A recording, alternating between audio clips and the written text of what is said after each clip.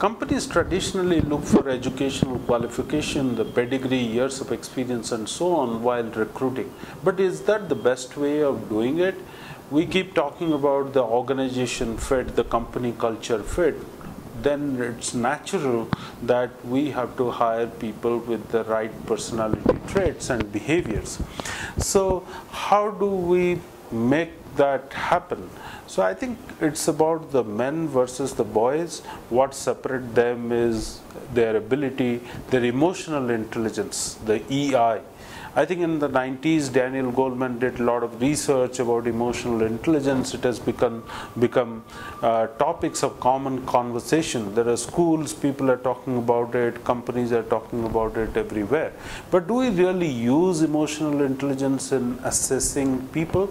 It has been seen that intelligence quotient or IQ is most critical for leaders because data-driven decisions, management by objectives, KPIs, performance management systems and so on and so forth are critical, and IQ is an important thing for that.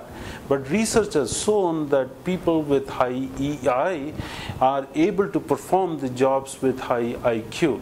So it's natural that we have to look for leaders with not only the IQ but also the high EI. So the question is, how do you assess somebody with high EI?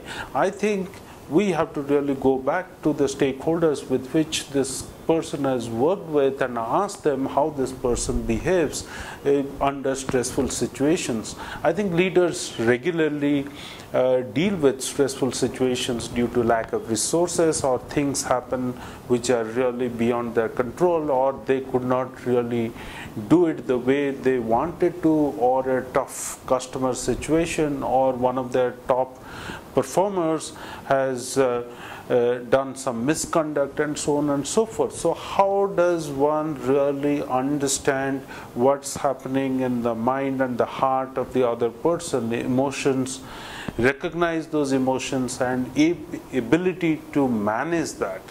I think that's critical. So how do you assess it? How do we do this well? I think the interviewers traditionally do the interviews by looking at competencies, looking at specific achievements and going deeper to figure out whether this person will be a good fit or not. But I think smart people are able to figure out what competency is being assessed, and they are really able to give desirable answers.